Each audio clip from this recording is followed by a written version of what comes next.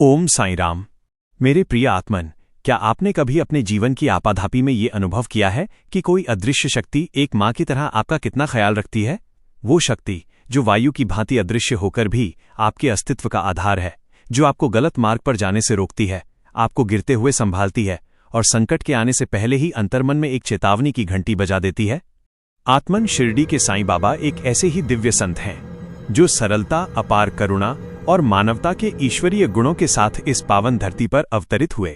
वे केवल अपने शरीरधारी काल तक ही सीमित नहीं रहे, बल्कि आज भी वे अपने भक्तों को जीवंत अनुभूतियां कराते हैं। उनकी कृपा की धारा आज भी उतनी ही सशक्त और वेगवती है जितनी उस समय थी जब वे हमारे बीच सगुण मानव रूप में विद्यमान थे। उनके शरीरधारी काल की एक अत्यंत भावपूर्ण घटना का वर्णन श्री साईं सच्चरित्र में श्री हेमाडपंत जी ने बड़ी श्रद्धा से किया है। और सत्य कहूं तो इस घटना से जुड़ा ये दिव्य तथ्य मुझे स्वयं भी अपने जीवन के झंझावातों में कई बार अनुभव हुआ है। एक समय की बात है, बाबा के अनन्य और अंतरंग भक्त तात्या कोते पाटिल तांगे से कोपरगांव के बाजार जाने की तैयारी में थे। प्रस्थान करने से पूर्व वे अपनी परंपरा के अनुसार शिरडी की पावन मस्जिद में बाबा को प्रणाम करने पहुंचे और बड़ी श्रद्धा से कहा, बाबा, मैं कोपरगांव के बाजार जा रहा हूं। उस समय त्रिकालदर्शी बाबा ने तात्या को अपनी करुणा भरी दृष्टि से देखा, जैसे कोई अनुभवी माली आने वाले तूफान को भांप लेता है। बाबा ने अत्यंत शांत और गंभीर स्वर में कहा, जल्दीबाजी मत करो, थोड़ा रुको और आज शिरडी छोड़कर कोपरगांव जाने का विचार त्याग दो। लेकिन तात्या पाटिल उस समय थोड़े उतावले हो रहे थे। याद रखिए, जब मन की अधीरता बुद्धि को ढक लेती है तो विवेक के द्वार बंद हो जाते हैं और ईश्वर के स्पष्ट संकेत भी अनसुने रह जाते हैं। तात्या का उतावलापन देखकर करुणावतार बाबा ने एक बार फिर प्रयास किया और कहा, अच्छा ठीक है, यदि जाना ही है तो कम से कम क्षमा को भी अपने साथ लेकर जाओ। परंतु होनी को कुछ और ही स्वीकार था।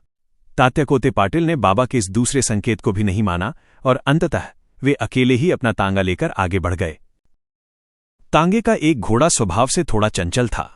जैसे ही तांगा शिरडी की सीमा लांघकर सावली विहार गांव से थोड़ा आगे बढ़ा, अचानक वह घोड़ा अनियंत्रित होकर तेज भागने लगा। जैसे किसी अदृश्य बाधा ने उसे घेर लिया हो। उसकी कमर में एक असहज चमक उभरी और देखते ही देखते वो बलशाली घोड़ा जमीन पर गिर पड़ा। इस भीषण दुर्घटना में तात्या कोते पाटिल भी तांगे से छिटक कर घायल हो गए। परंतु बाबा की वो सूक्ष्म कृपा जो शब्दों से परे है, उनके साथ थी। बाबा ने अपनी ओट देकर उन्हें बचा लिया और उन्हें कोई गंभीर चोट नहीं लगी। मेरे प्रियजनों, ये घटना हमें एक गहन और शाश्वत सत्य समझाती है। शिरडी की यात्रा कोई सामान्य भौतिक यात्रा नहीं है, ये एक आध्यात्मिक शरणस्थली है।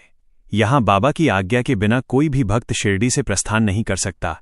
इतिहास गवाह है कि यदि कोई भक्त बाबा की आज्ञा की अवहेलना कर शिरडी से निकल जाता है तो उसे मार्ग में कठिनाइयों, अवरोधों और मानसिक परेशानियों का सामना अवश्य करना पड़ता है।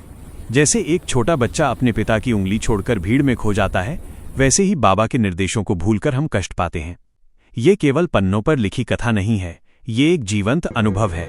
और इस सत्य की अनुभूति मुझे स्वयं भी अपने जीवन के कठिन मोड़ों पर 100 बार हुई है। बाबा आज भी उसी तत्परता से अपने भक्तों की रक्षा करते हैं।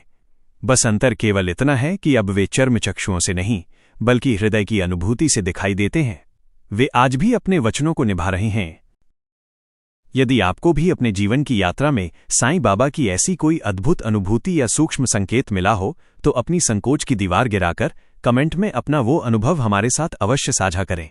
आपकी एक छोटी सी अनुभूति किसी डूबते हुए भक्त के लिए आस्था का दीप बन सकती है और उसे अंधकार से बाहर ला सकती है। यदि ये संदेश आपके हृदय को स्पर्श कर गया हो तो इस वीडियो को लाइक करें, अपनों के साथ शेयर करें और हमारे इस आध्यात्मिक परिवार चैनल को सब्सक्राइब करना न भूलें। ओम साईं राम। धन्यवाद।